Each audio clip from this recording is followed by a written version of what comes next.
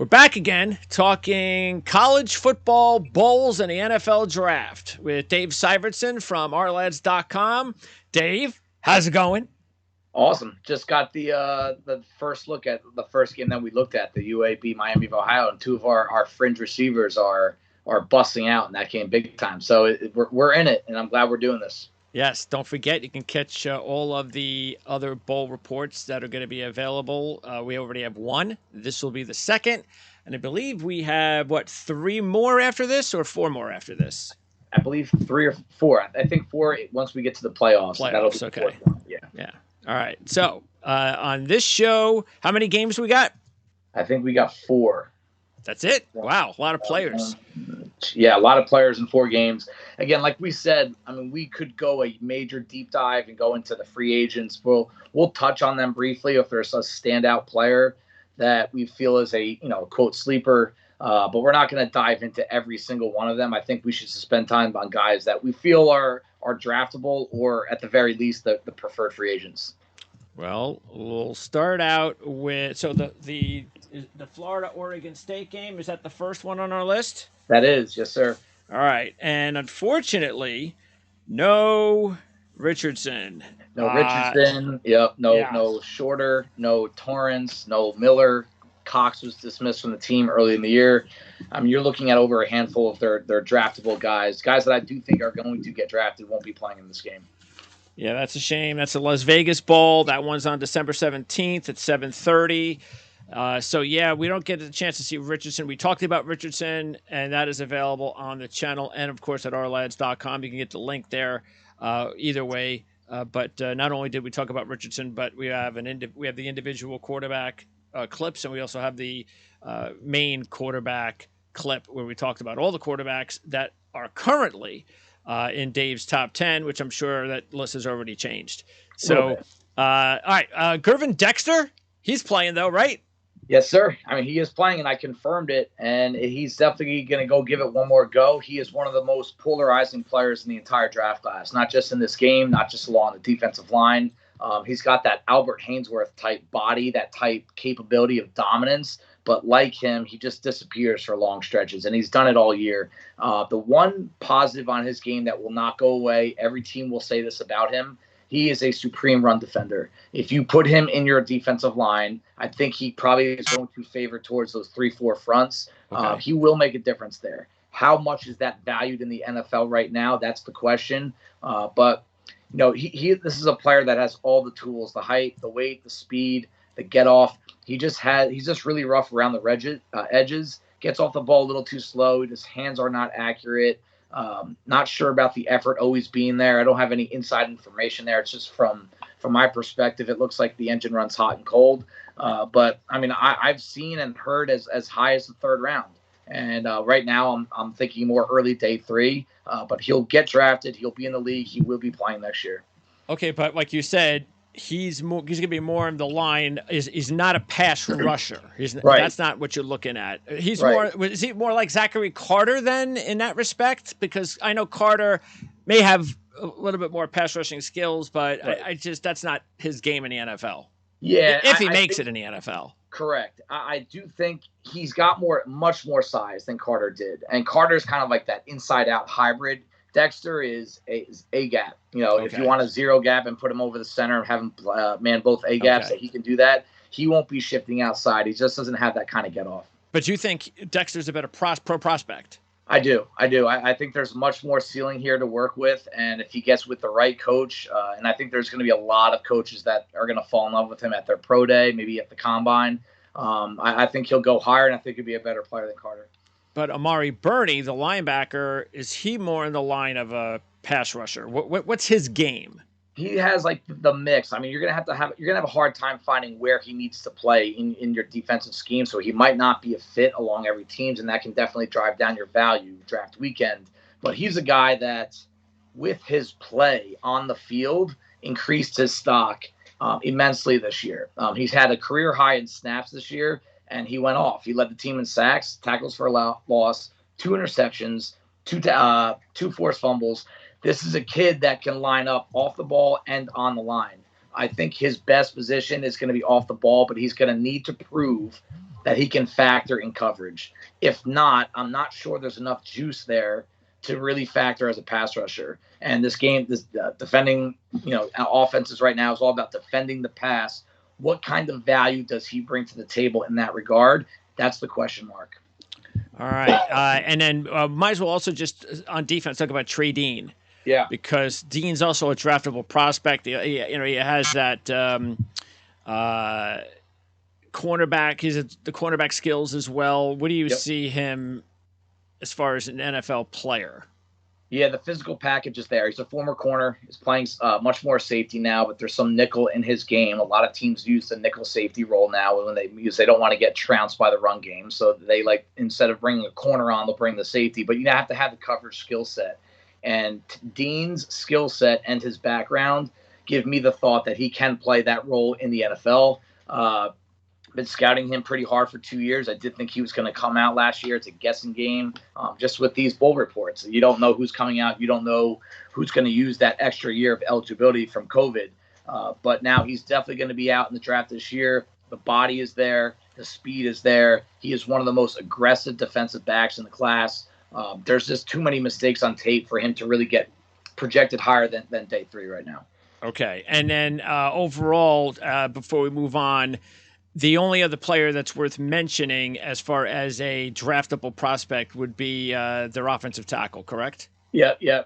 Garage is a Senior Bowl invite, and that's almost a sure thing. You're going to get drafted if you're going there. I think the success rate there is 95% or close to it.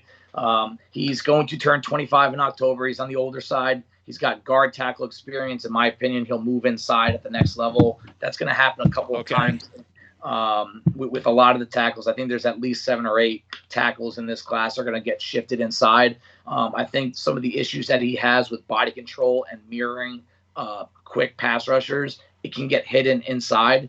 And I like the pop he shows off the ball. I think he's got good arms, good hands, and good explosion. All right. So Dexter is number 9. Garage, do we know his number? Bernie's number 2. Dean is number 0. Yeah, 77 is Garage. Garage is 77, and then also keep it. Ethan White is 77. Correct? You know what? He might be number. I'll get that to you. Yeah, that's okay. Ethan White, 77. He's a free agent right now, potentially in the NFL draft. And Jordan Pouncey, keep an eye on him. The Texas transfer, number 86, also considered more of a special teams player. He is right now a free agent. So prospect again at wide receiver, number 86. Garage is 76. 76. Okay, so 76 and 77, White and Garage. Let's move on to Oregon State. And we talked about their tight end, but what's up with the tight end, Musgrave? He's missed most of the year with injury, and he's out. I think he's just going to start prepping for the draft now. I think he's already kind of put that out there. He's not playing this game, and this is it. So he is in the running for one of the top tight ends taken, but he will not be in this matchup. What's interesting is the only player right now that you think could get drafted that's going to play in the game is Brandon Kipper. Yep. And he's maybe a 7th round draft pick. That just shows you what kind of a job Jonathan Smith has done coaching this team. Right. Yeah, they've turned things around, and it's I think that he's a former tackle. He moved inside already. I think he'll stay there. He has the body of a tackle. He's got the reach, the length. I just don't think he's athletic enough to really get up the edge against the NFL pass rushers. But there's a lot of movement traits and a lot of skills to his game that scream NFL. You watch enough football, you scout enough football, you can watch a guy and say, hey, he's doing it exactly how NFL linemen do it. And you just get that vibe from him a lot when you're watching his tape. Another kid that's going to turn 25 as a rookie. He had one sack allowed this year. 1 sack allowed last year. He had one nightmare game this year that I can't get away from. It was against Stanford. He had 4 penalties. He allowed 3 pressures. There's some tape on him that I think NFL will watch and say, hey, this is how we beat this kid routinely. So I just think there's going to be a lot of body work and strength work that he's going to need prior to. So this is why I kind of put him in that 7th round free agency period where he'll end up on a practice squad for year 1. Kipper, number 68. Also keep an eye on Trayshawn Harrison, wide receiver. Right now, you have him as a priority free agent. He's number 0. The Florida State transfer with some kick return experience. And the linebacker, Jack Coletto, who's played quarterback. He's played the Wildcat. One of those guys you bring in at the goal line to get him, to get him over the end zone, that kind of deal. So keep an eye on Jack Coletto as well for Oregon State in the game against Florida. All right, let's now move on to the LA Bowl. This is on the 17th, and it's Fresno and Washington State. We'll start with the top player. Name the top name player, maybe the top player that you think will get drafted out of this group in this game, and that's quarterback Jake Haener, who, again, we have a individual report on the channel. Yes, sir. And that I remember I enjoyed talking about Haener, and I think that's a good video to go back and check on as you get closer to the draft. If your team's, within striking distance or is looking at a day 3 quarterback, I want you to watch Jake Haener in this game, and then I want you to go watch Taylor Heinicke Sunday night. You really are going to think that you're watching the same player. Size, throwing motion, the ability to create torque from the hips, the gamer mentality, tough. Stands tall in the pocket, even though he's not tall, right? And he spins it. I mean, I think Haener can spin the ball, meaning it's clean, it's catchable, as well as any of the throwers in the class. Bryce Young included, Hooker included, Levis included. Does he have a stronger arm than Heinicke? I do. I think he's got a stronger arm than Heinicke. I don't think it's going to be one of those natural arm talents where he can reach the opposite sideline without getting his legs involved. I don't think it's that kind of Matthew Stafford type arm strength. But it's strong enough, and I think it's stronger than Heinicke. All right. Now, there's a few other players who you believe between 6th and maybe a priority free agent grade. You got Moreno-Cropper, the wide receiver, number 5. You got David Perales at number 99. That is an edge rusher. And then you have the running back Jordan Mims, who seems like he's been there forever, number 7. And then, by the way, number 1, Nico Remigio is also potentially a free agent after the draft, the Cal grad transfer. So Cropper, he seems like a tough kind of kid. Yeah, he's a kid I could see making an NFL team. That's a great way to describe him. Just he's tough and he's versatile. He can wear a lot of hats. Late in the draft, you get a lot of special teams coaches involved in the actual draft, like who are we taking, because you want to find a guy that can play on multiple units. And it's an important part of NFL football that I think gets overlooked. This kid can return kicks and punts. He could be a backup slot receiver right away, maybe like your number 2 or number 3 slot right away. And he's a gamer. Like you put him on kick units and punt coverage units, he's going to make a difference. And I think just the fact that he can do all those things and wear multiple hats. And like you said, he's a tough dude and he's a productive receiver. Really good hands, really good after the catch. Again, because of that toughness and slippery movement post catch, he's definitely going to get drafted towards the end of the draft. Tools might limit how many teams want to take him earlier than round 6, but he's going to get scooped up by somebody. What is the main thing he has to do to improve his game?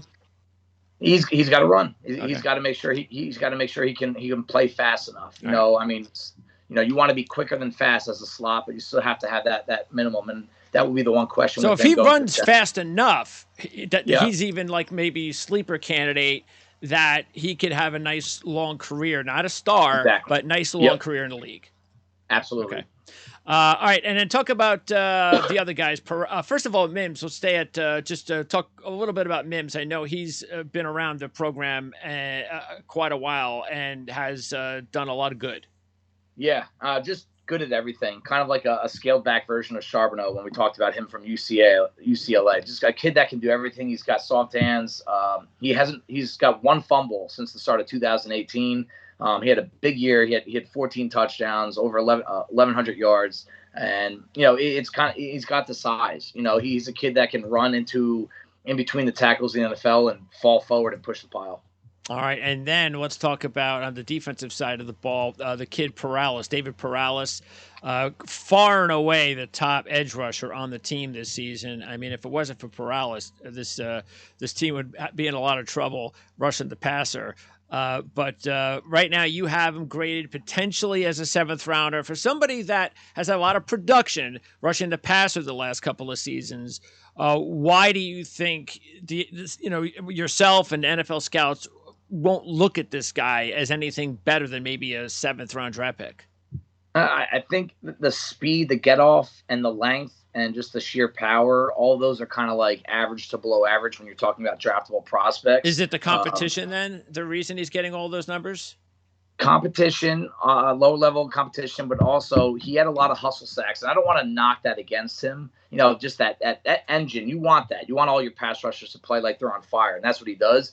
But that's where a lot of his production came from. Was like kind of like that secondary contact where he lost initially because the get off wasn't there, the move wasn't there, but he kind of slithered his way to the pass rusher. I like him. I do. At 22 sacks, 90 pressures over 2 years. He loves the game, plays like he loves the game. Had that ankle injury in the Mountain West Conference Championship that kind of prevented him from getting on the field.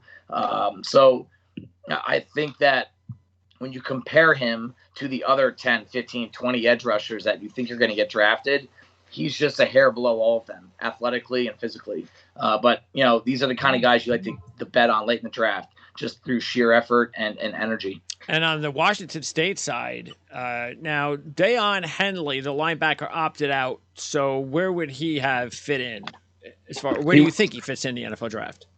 I think he's a top 100 pick. Okay. I think he'll probably be a 3rd rounder, maybe as late as a 4th rounder. Okay. I think he's an ideal fit for what the NFL is looking for at linebacker right now. Unfortunately, the rest of the players, you have Nakia Watson, running back number 25, Jared Kingston, the offensive tackle number 52. And then on defense, you have Brennan Jackson, the edge rusher, number 80, Ron Stone, number 10. What position is he?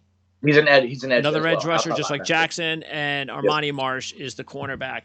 And really, out of those 5, you think Watson is probably at this point the only player who could get drafted. Yeah, former Wisconsin Badger recruit, and was on the team for 2 years. And that's the kind of back that he looks like. He's 6 foot 223. A little hard to get his feet off the ground, but he'll run you over. Tremendous leg drive. Showed some improvement after contact and as a receiver that I think there's enough there you can work with. But for teams that are looking for like that late day 3 pick that'll add some special teams value as on defense, but also a between the tackles guy that could simply just press the whole hard and move piles. I think Watson is going to be up there as one of those late day 3 candidates. All right. And then the Lending Tree Bowl, also on the 17th, Rice and Southern Miss. Rice gets in because of their, what was it? Their GPA, not their GPA. Their, what was it? I don't know. They got in because one of those rules where they're just the smartest kids for the losing football teams deal. Oh, really? I didn't even know that. Yeah, you didn't know that? Yeah. Because they only had 5 wins. So okay, I forget what it is, but anyway, that's why they're in. Okay, so Rice and Southern Miss, not a lot of players to talk about here, but you do have what is it? And how do you pronounce this kid's name? The edge rusher for Rice? Yeah, I had Ikenna Enekwu. Okay, Ikenna Enekwu. And he's potentially a 7th rounder. And then you also have the wide receiver Rosner. And I know Rosner's been a big player for them. For a long time. Yeah. So, and he's got really good size. So talk about those 2 guys because the edge rusher looks like he may get drafted. I think so. There's a lot of whispers around him. I've talked to a couple of people say, hey, get eyes on him. I've never been overly impressed by his tape, but you can see the NFL frame, 6'4", 270, 34-inch arms, and he's got decent bend, and when you have those tools right there and there's some production that you can look back on, you say, all right, this kid knows how to play football and he's got the tool set that's going to work in the NFL. And I also think one thing that's a draw to him, he's a 3-down guy. He's not just a pass rusher. He's not just a run defender. I think he's someone that can stay on the field if he develops, the roughness around the edges. And the production wasn't anything special, but there was enough there to say that he flashed. And Rosner is going to be a little old when he gets drafted, which is another reason he's not going to get drafted. Right. But, he's going to go somewhere. He's going to go to camp, and he's going to try to make a practice squad, go from there. Do you think he has the type of group of 5 ability, to be one of those receivers that can find a way to become a pro and, maybe make his mark somehow.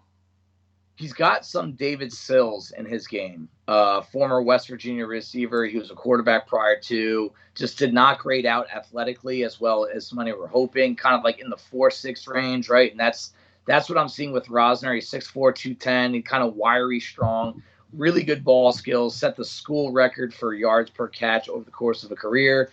I think one hitting component to his grade is going to be the medicals. He's had multiple season-ending injuries. He's 25 years old. So I think a lot of those like pre-draft medical check-ins are going to really be a big telling story for him. All right. And then for Southern Miss, you only have one player on the list, and that's wide receiver Jason Brownlee. Another receiver with, he's got a good radius, good length, former JUCO All-American. So Brownlee, number 1 wide receiver, Southern Miss. Yeah, 20 career touchdowns. He's 6'2", 34-inch arms, and that's way above average for the position, way above average for that height. So that can help quarterbacks with like slight deficiency issues with their accuracy and ball placement is get the ball near this kid, and he's going to make the play. To add on to that component is he's got a 5% drop rate for his entire career. That is very good coming out of college. That's going to be one of the better numbers you see out of all the receivers in the draft. And I love what the coaches say about him, just calling him Mr. Reliable, comes to work every day. Yes, sir, no, sir, whatever you need me to do, that kind of team first mentality. And coaches want to work with that in training camp. And when you have some of the natural physical gifts that Brownlee has to combined with the actual production, this is a guy that if he does have a good workout, you could definitely see his name drafted late. Okay, let's move on now to the New Mexico Bowl. And the New Mexico Bowl is BYU and SMU. This will be on the 17th. Jaron Hall is the biggest name at quarterback, but at this point, we still don't know if he's going to play. Right. So talk about Hall and his, because I'm hearing so many different things about his potential at the next level, but realistically, where could you see him being drafted? The earliest I'd say would say 6. If you're going to put him like that Jake Haener type like situation, even Bo Nix now from Oregon, like those guys got to be put in front of Hall. But like you, I have talked to a few people that do like him. They like him as much as they like Jordan Love, who was a first-round pick. So they say like very kind of like similar skill sets and throwing motion and all that stuff. So I'm going to keep him down there. I was hoping to watch him in this game. As of 24 hours ago, it sounded like some of their beat guys were really sounding like it's confirmed he's out, even though it hasn't been put out there in the media yet. It just seems like that's what they're saying. So unfortunate that we won't get to see him. Okay, but we are going to get to see a couple of prospects that are intriguing. Offensive tackle Blake Freeland, massive size, 71. That's his number. And also on offense, you have Isaac Rex, number 83, tight end. And right now, you don't have him drafted, but Nakua, number 12, the wide receiver, the Washington transfer, has really had some big games this season and is an intriguing player. So talk about those 3 guys, starting with Freeland. Yeah, Freeland's probably, he might be one of the highest drafted players on this day of bowl games. I think it's going to be him between Dexter and Skinner, who we'll talk about later. He's a 3rd-team All-American. He ended the year really strong. His last 3 game tapes this year it made me kind of reevaluate where I had him stacked up. He's 6'8", 35-inch arms, and he plays hard. Like, this is a guy that you can see there's a lot of desire behind the way he blocks. I still think there's some knee bend issues with him, like lower body mechanical stuff that it can be fixed in time. Nate Solder fixed it early in his career, and it popped up later as he get older with the Giants. But he gets after guys, and I think you look at his size, you look at the quality tape, you look at the amount of experience that he has. I think there will be some teams that look at him as an eventual starter, and that could left push tackle? him into that round 3. Yep, at tackle. No, left tackle. Yep, so I would probably say right tackle is more likely. That gap is getting shortened every year, the difference between right tackle and left tackle. But I still think it's left tackles are getting paid a lot more, so there's still a feel that that's a much more important position when you put your better player there. But yeah, I would say he's probably going to end up on the right side. And then Rex for the tight end. Talk about him. And Yep. we did brought him talk up about on the him, yep. tight end show. Yeah. We talked him up a little bit. He had a huge year with Zach Wilson. I think that year, 12 of 12 of his 37 catches were touchdowns. Were touchdowns, and then 24 were for first down. So like the guy was making plays left and right with Zach Wilson. Very average blocker.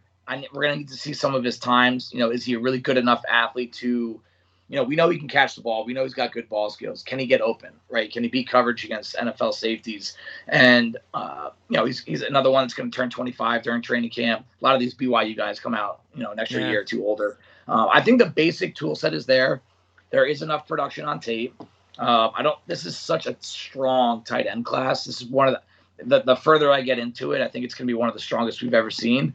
And even though there still isn't like that blue goose at the top, it's just 7 or 8 guys I think are going to be starting in the NFL within a couple of years. So I just think that Rex might just get overlooked, but I do think he could be a day 3 value pick. And then Nacua, what do you think about, again, I know he's not going to be, he may not even get drafted, but what's his calling card at the NFL? What can he do to stick?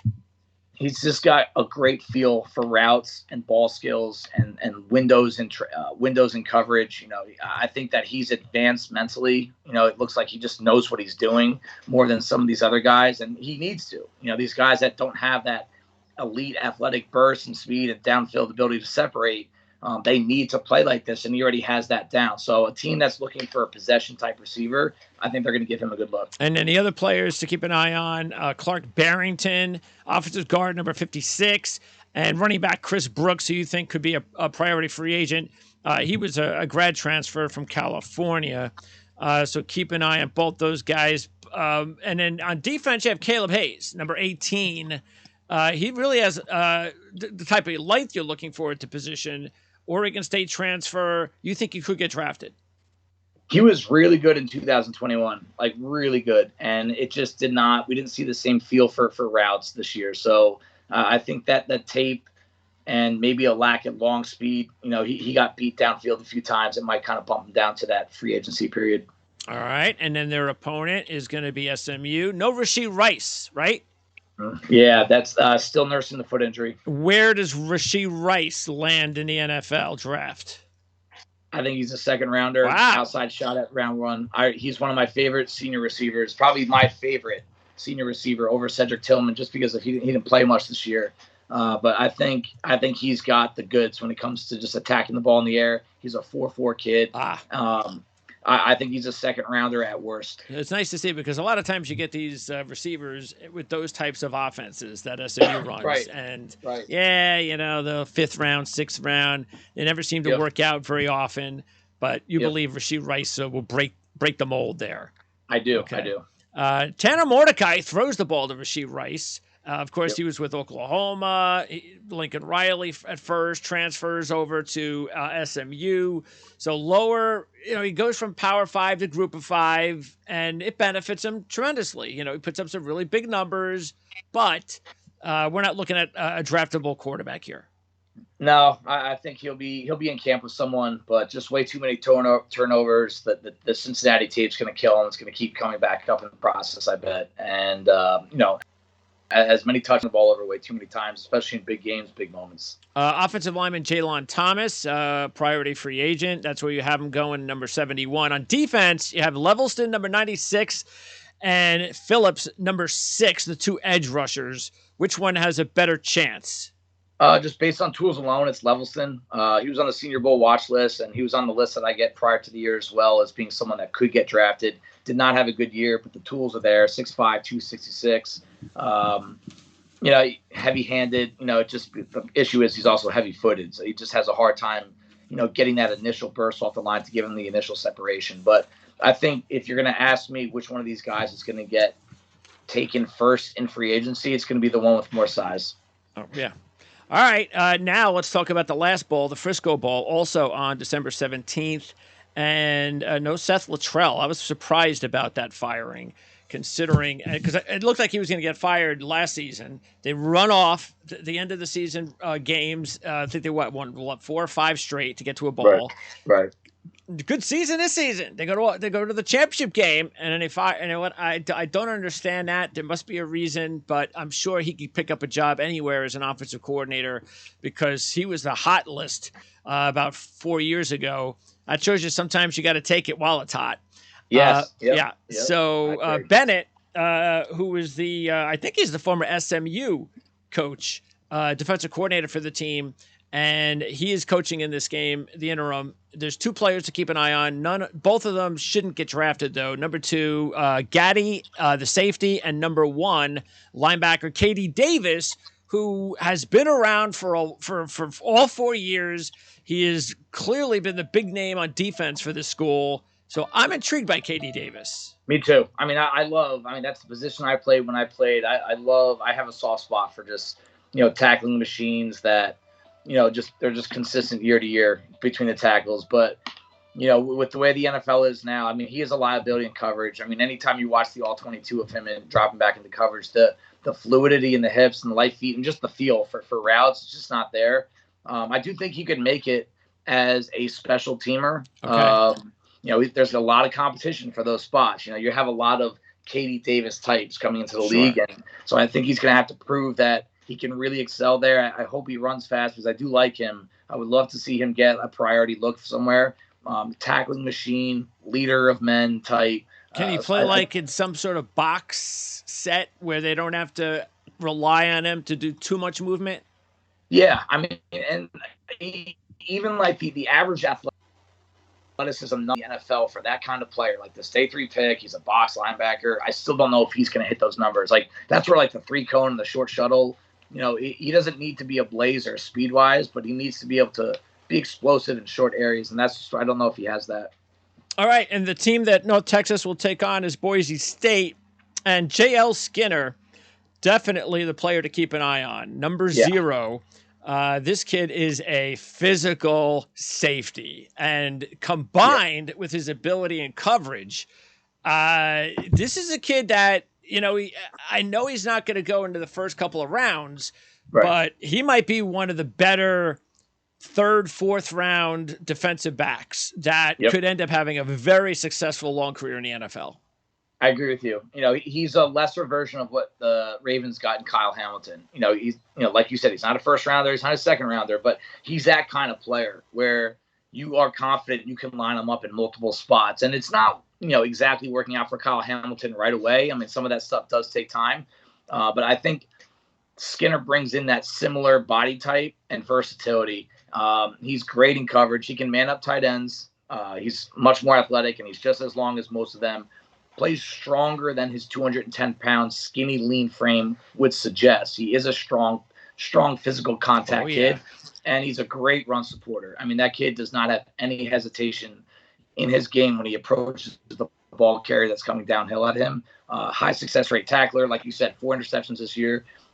Great reach, just a unique body type. I think there's a uniqueness to him that you don't really have in the rest of the safety group that a lot of coaches are going to like. Isn't it really, now again, we say this with the skill position players on offense mostly, or defensive backs, you can say it too, is your 40 time, because you just mentioned Notre Dame and the Notre Dame player, and that was the big deal, was his poor 40 time last season. Yeah. Everybody thought he was a top 5 pick. And then could he be in the 1st round? So Skinner, it's all going to be about if he can run halfway decent. I can't see a weakness in his game then. Yeah, the only thing, this catches Hamilton, off guard sometimes too. He's got a what I call a high-hipped body type, where it's just the limbs are so long, and you like that when it comes to radius and in coverage, but it does usually lead towards a slightly hitch when it comes to change of direction. Okay. So when you're in man coverage against a quick, explosive receiver, you're usually just you need that extra step or 2 of recovery. Not everyone needs that, and they can be developed with balance and stability work in your joints, right? When you make the NFL, you're not done weight training, you're not done working on your body. That's something that I think Skinner will have an issue. That's what Hamilton's having an issue with right now, but it can be fixed, and if it's fixed well enough, that's when this radius that he has becomes special. What position best suits him? I mean, what Probably, scheme?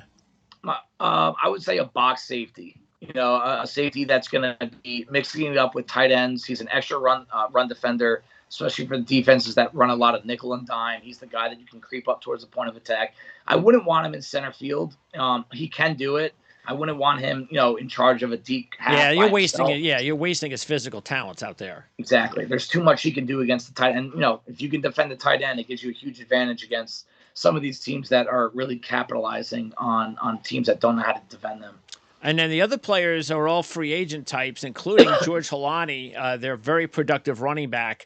Number 24, you have LaBouffe. Number 22, you have Ojukwu, the offensive lineman, who's been there for a while, number 70, and Tyreek Jones, number 21, the safety. But Holani's the big name of that group. And even Ojukwu has been somebody that has looked like he has, some interesting traits to keep an eye on as well. Definitely, you're absolutely right with that. Just the length, thickness, like I said with Skipper early, he does things the right way. Just seeing him in his stance, getting out of his stance, he's an NFL caliber player. He just needs to kind of clean up some of the secondary contact. He's really good with initial contact, but once that's over, you kind of have to readjust your hands and bring your feet with you. That's where he struggles the most. But again, like you said, the basic tools are there. A coach will want to work with him. Kalani's a fun kid to watch. A bruiser in between 5'10", 210. He's yoked up.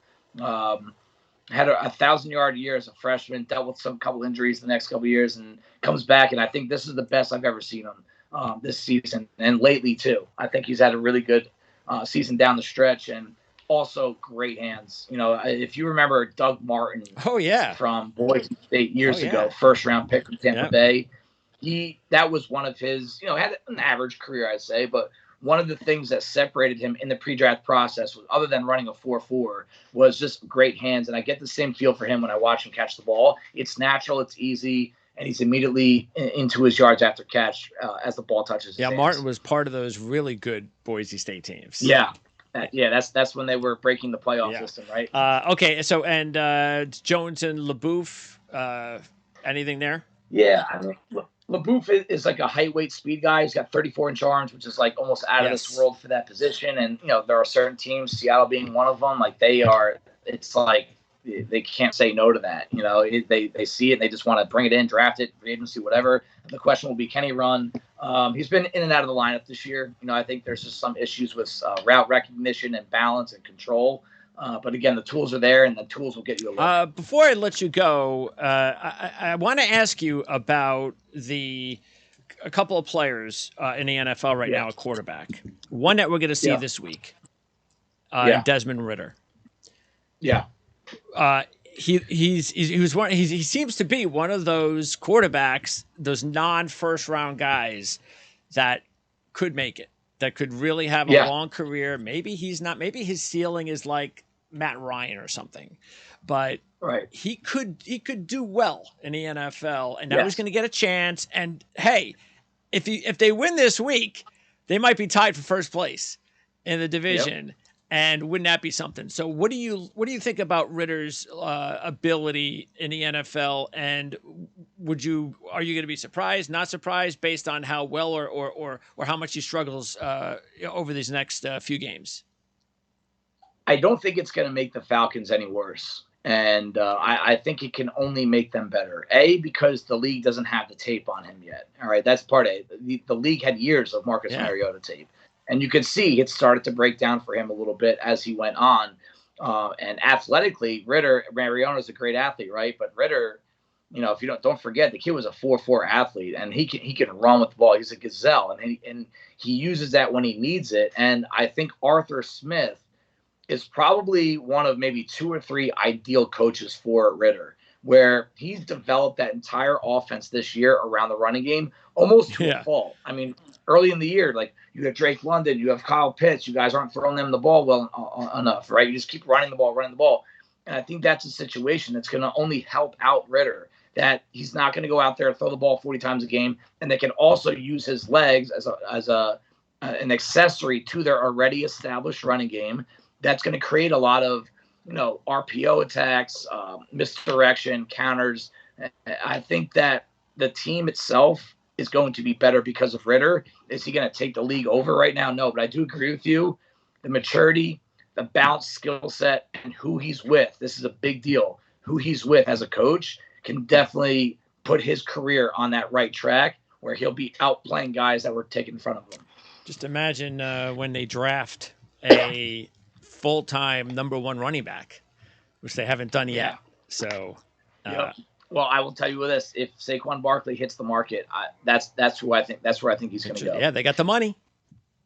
They got the money, and interesting. Smith knows what it's like to have like a bell cow back. That's where he does. I know this is a completely different topic, but I'm gonna be surprised though if the Giants choose Daniel Jones or Barkley. I know they've gotten. Look, you got to applaud Daboll for getting maximum out of Brown. Yes. They've gotten everything out of him that they possibly could get out of him that the other coaching staff couldn't. But that's all you have. I'm sorry. There's not much more. Do you agree with me that there's no ceiling that Daniel Brown has yet to achieve yet? Yeah, I think that his ceiling is Ryan Tannehill, and that would be him needing a much better team around him because Ryan Tannehill in Miami. Remember, it wasn't anything. People gave up on him, right? And then he got put into a perfect situation. Yep. That's the only situation where I think Daniel Jones can succeed. And to me, if I'm going to pay a quarterback big money, he needs to make everyone else around him better, not need everyone else around him to be better. Way. And that's where they cannot possibly. It's one thing to say, all right, we're going to pay this guy a decent contract. Right. He can't get paid some ungodly figure that is over. Yeah. There's just no way I believe the Giants are doing that. No way. So yeah, I agree with you. I just don't know if they're going to pay Barkley either, just because I think there's serious durability issues there. And maybe neither player gets tagged. It's possible. I'll tell you what, it's possible. Do you off the hand? Do you know what the quarterback tag is? It's pretty expensive, isn't it? It's going to be near. I think it's 30 mil. It's a lot. They're crazy. Yeah. You can't do that. You just can't. I think the only option you have if you're going to bring him back would probably be a 2-year prove it type contract. 2 years, 20 mil. 2 years, 25 mil. But to me, that's just kicking the can down the road. Okay, and quickly in a couple of minutes, Brock Purdy. It's funny. In the Our Lads draft guide, we do a 7-round mock draft. We have fun with it. It takes forever, and by the end of it, you're trying to poke your eyeballs out. But we picked our Mr. Irrelevant in that 7-round mock draft. Oh, come on Purdy. And so we're secretly just kind of rooting for the kid. And the Shankas, they're originally from Iowa. I think there's a little connection there with Purdy. I'll tell you what, he's been playing the best rookie quarterback I've seen all year. Pickett included. And part of it's the system. Like I just said with Arthur Smith, it matters so much where you're at, right? And the surrounding cast with the coaching scheme. And I think Shanahan, love him or hate him, did he screw up Garoppolo situation? Did he screw up Trey Lance? Did he pick the wrong quarterback in that draft? Whatever, the kid knows that guy knows how to coach quarterbacks. And Purdy, to his fault, to what he can get credit for, is he just knows where to go on every single play. There's never this second guessing. He's not holding onto the ball for too long. He knows when to take the singles. He knows when to go for the home run. And that's what I like the most about him. It's almost like he's mature beyond his years. And if you remember when Nick Mullins took over the Niners job, there were a couple of injuries up, he had some success, but that the upside wasn't there. That's where I feel like we're going to get with Purdy. Like, I don't think this is the next Tom Brady who's going to be a day 3 pick that takes over the NFL. And like you said, there's not a lot of tape on him yet. Right. There's just not. And they're not doing that much with him either. There's a lot of misdirection. And I do think he's going to be in the league a long time. I think he's closer to a Chase Daniels type than someone that's going to, than even like a Taylor Heineke. I think both those guys are going to be saying, hey, they're the backup you want, right? Everyone's going to want this guy for the next 10 years on their depth chart, but I don't know if anyone's going to want to put him in the starting lineup. By the way, to anybody out there that might say, well, why can't he be Tom Brady? What would be your response? Good question. what does he? I mean, it's hard to compare any seventh round rookie to the best quarterback of all time. And this is why we play the games. Like, here I am, I'm making a guess. I don't really have a factual answer to why he can't beat Brady. I will just play the safe side and say the odds of that ever happening again are still that's my answer on that. But you can see there's some limitations with the arm talent. He's not a great athlete. He doesn't have a lot of size. So there's a lot going against him initially that, Brady didn't make his money because he was a good athlete, but he had a little bit more size to him. He also came up in a great system, didn't have to do much his first couple of years. But then what we're going to find out about Purdy probably this year is, does he raise his level of play in big moments? And that's what made Brady special, especially early on. So if he does it, I will come on here and say I was wrong. Good for him. And that'll be fun. And this is also a good. This is also sends good messages around college and the NFL, especially that Matt Campbell is a pretty good coach. And as Brock Purdy goes, you know what? You want to know else? This puts another feather in the cap of the argument of experience matters. That's right. College. Yep. Playing a lot of games does matter. There you go. And that always comes back up. That always comes back up. Dave, great job as always. Appreciate it. We'll be doing this again on Tuesday. We got a whole bunch of bowls to talk about then. Can't wait to do it. Enjoy your next few days before the big Christmas weekend next weekend. Yes, sir. You too. Thanks for having me on. We'll talk to you next week.